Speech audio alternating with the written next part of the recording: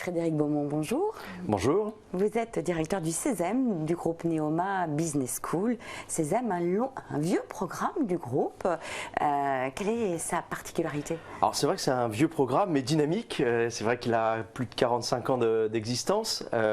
Sa particularité, alors qu'il a été créé il y a très longtemps, n'a jamais été copié, ce qui est surprenant. Tous nos étudiants ont un parcours double diplômant. Tous vont passer 2 années en France, 2 années dans un pays étranger, qui peut être d'abord le pays étranger puis la France, ou d'abord la France puis l'étranger. Et donc cette particularité est importante parce qu'elle signifie que les établissements qui collaborent entre eux, les 12 établissements que nous sommes, travaillons ensemble sur la construction de nos programmes.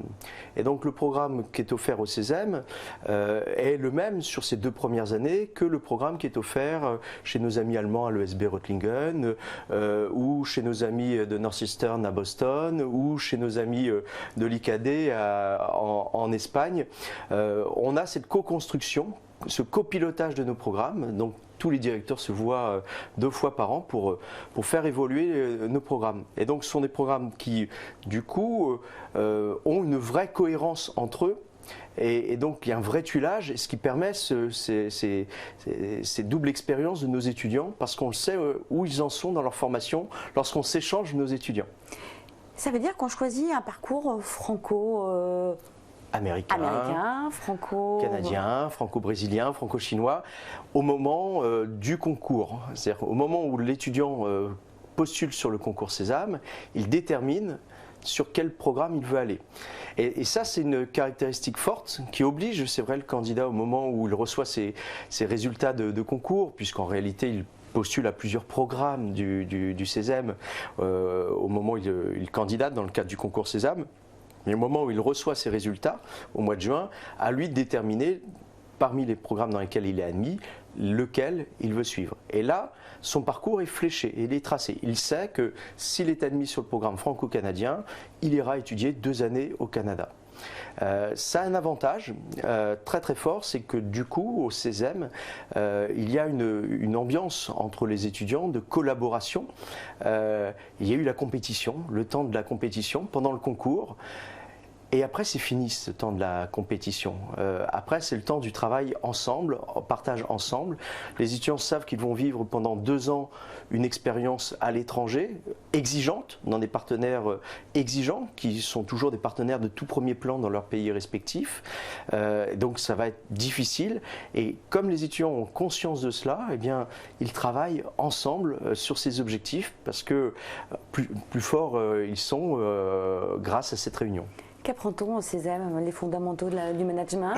Y a-t-il des spécialisations dans ces parcours franco? Alors évidemment, sur les 2 premières années, où que l'on soit dans tous les pays partenaires, on va étudier globalement la même chose. Donc les étudiants vont tous avoir 2 grands cours de marketing, 2 grands cours de comptabilité, 2 grands cours de finance, 2 grands cours d'économie, un cours de droit, des cours de langue, 2 grands cours de management. Voilà, ça c'est le programme qu'on retrouve chez tous nos partenaires.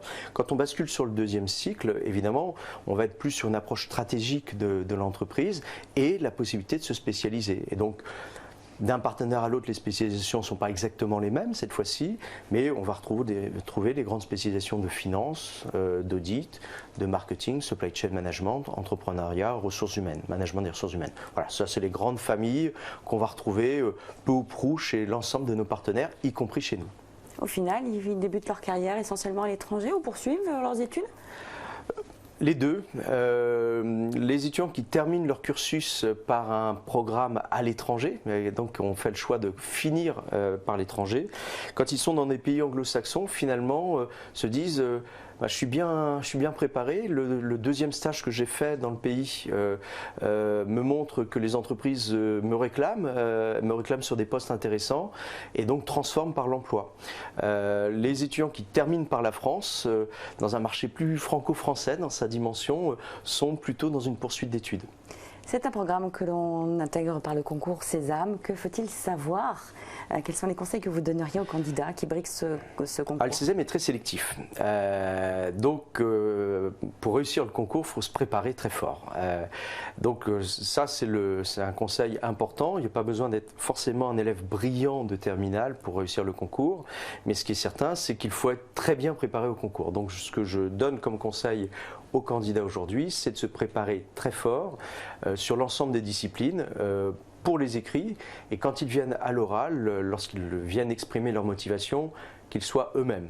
Y a-t-il quelque chose qu'il faut savoir spécifiquement pour le Sésame, pour ces fameux parcours franco-allemands? Je crois que ce qu'il faut retenir sur des programmes qui sont non anglophones, type franco-chinois, franco-allemand, franco-espagnol, sur lesquels quelquefois les candidats hésitent en se disant mais le monde moderne, c'est un monde où l'anglais est important. Ce sont des programmes sur lesquels l'anglais reste très pratiqué, très important. Par exemple sur le programme franco-allemand, mais sur les franco-espagnols, c'est la même chose. Globalement, un tiers de nos diplômés travaillent en Allemagne ou dans les pays germanophones, c'est-à-dire l'Autriche ou une partie de la Suisse. Un tiers travaille en France et un tiers travaille dans le reste du monde. Et le reste du monde, c'est vraiment le reste du monde. C'est-à-dire qu'on trouve des diplômés du franco-allemand en Italie, en Angleterre, aux États-Unis, à Singapour. Dernière chose, des partenariats nouveaux à l'international?